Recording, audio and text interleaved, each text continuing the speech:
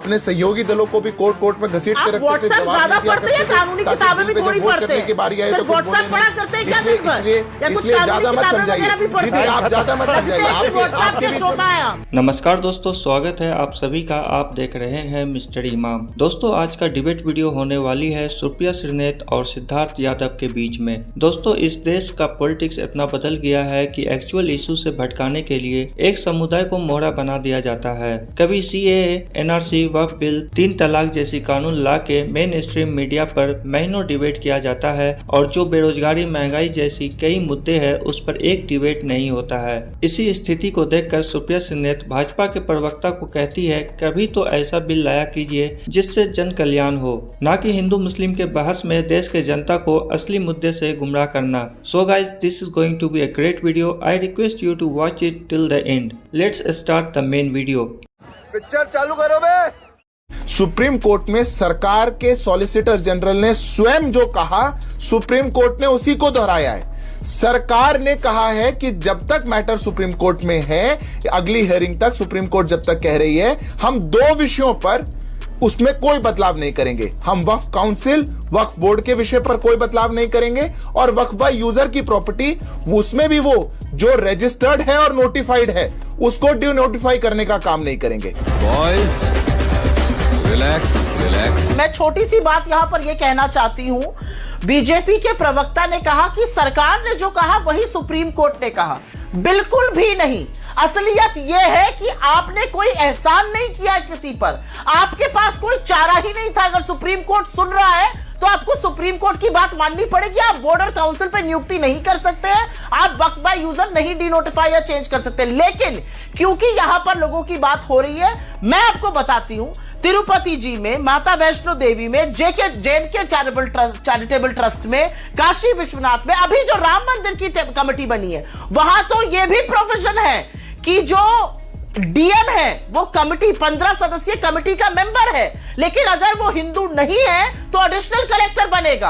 अगर आईएएस अधिकारी जो यहां पर सचिव रैंक, जॉइंट सेक्रेटरी रैंक का है गवर्नमेंट ऑफ इंडिया में, उसका मेंबर बनेगा। लेकिन अगर वो हिंदू नहीं है तो वो नहीं बन सकता है। आपने तो जो सरकारी अधिकारी है उन पर भी रोक लगाई है। किस तरह की बातें कर रहे हैं आप? पिक्चर अभी बाकी है मेरे दोस्त। सिद्धार्थ, चीफ जस्टिस ने भी यही सवाल पूछे कि अगर आप मुस्लिम बोर्ड में गैर मुस्लिमों को शामिल करना चाहते हैं तो इसका मतलब हिंदू बोर्ड में भी हिंदुओं, गैर हिंदुओं को शामिल करेंगे या नहीं करेंगे?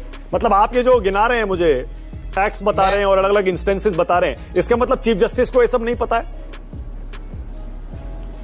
देखिए मानक जी, मैं आपकी जानकारी सुपुर्द कर दूं। मैं सुप्रीम कोर्ट में ही प्रैक्टिस करता हूं। चीफ जस्टिस का कहना कुछ और था। उनका कहना यह था कि किसी मोमेंट पर क्या किसी बोर्ड की कॉम्पोजिशन में नॉन मुस्लिम मेंबर ज्यादा हो सकते हैं क्या, नई अमेंडमेंट के बाद, उस पर सुप्रीम कोर्ट क्लैरिटी मांग रही है। सीईओ की अपॉइंटमेंट मुसलमान होगा कि नहीं होगा, डीएम के पास अधिकार होगा कि नहीं होगा, ट्राइब्यूनल की कॉम्पोजिशन कुछ और होगी नहीं होगी, ये भी पूछा है सुप्रीम कोर्ट ने। उन्होंने ये भी पूछा है कि हिंदू बोर्ड होगा, ट्रस्ट होगा, तो क्या उसमें गैर हिंदुओं को शामिल करेंगे? पूछा है उन्होंने ये सवाल।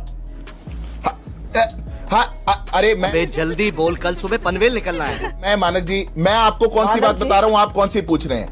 मैं कह रहा हूं सुप्रीम कोर्ट ने एक बार भी ये नहीं कहा कि जो बदलाव कहीं पर कलेक्टर को राइट दिया गया अपील को लेकर के, कहीं ट्राइब्यूनल की कॉम्पोजिशन को लेकर के कहा गया है, कहीं मुस्लिम मेंबर है उस पर सुप्रीम कोर्ट कह रहा है कि मुस्लिम मेंबर नहीं हो सकता, ऐसा नहीं कहा। सुप्रिया 30 सेकंड क्या बोल रही है? सुप्रिया आगे जा रहा हूं, सुप्रिया बोलिए। इस पर सुप्रीम कोर्ट पूछ रही है।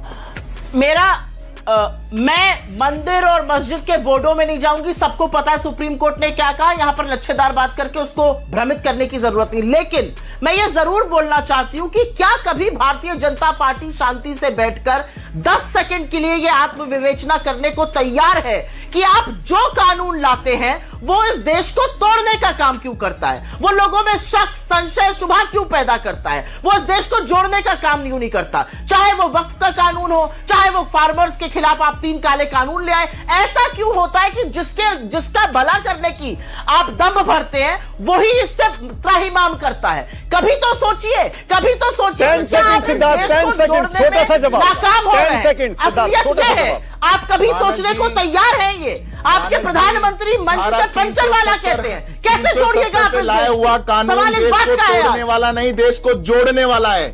जिनके मन में देश को तोड़ने की भावना पूरे समय होगी वही तोड़ने वाला देखेंगे। 370 तोड़ने वाला था या जोड़ने वाला था? देश को कैसे तोड़ने वाला था कि जोड़ने वाला था? इस देश के अंदर गरीबों को घर बनाना ये तोड़ने वाला है कि जोड़ने वाला है? आप किस बात पे कर रहे हैं? गए थे आप 370 पे, गए थे आप पेगासस पे, गए थे आप राफेल पे, कितनी बार कोर्ट गए आप? और सुप्रीम कोर्ट जब आपके पक्ष में कुछ आशुतोष को लाइए। आशुतोष मानक जी कांग्रेस तो बिल्कुल जानती है कि कौन किस हद तक जा सकता है, क्योंकि इनके समय में कैसे काम करा करते थे और अधिकारी कैसे उंगलियों पे नाचा करते थे अच्छे से जानते थे। कहां कोर्ट का कोई आदेश नहीं आता था पर जिसके मर्जी घर जाओ घुस जाते थे। किनके केसेस जान करके पेंडिंग रखते थे ताकि उनसे बिल पास करवा सकें। अपने सहयोगी दलों को भी कोर्ट में घसीट के रखते थे, जवाब नहीं दिया करते थे ताकि बिल पे जब वोट करने की बारी आई तो कुछ बोले नहीं। इसलिए ज्यादा मत समझाइए दीदी, आप ज्यादा मत समझाइए। आपके बीच में What do you think about this video? Do let us know in the comment box. To watch more videos, like and subscribe our YouTube channel. See you in the next video. Till then, Jai Hind.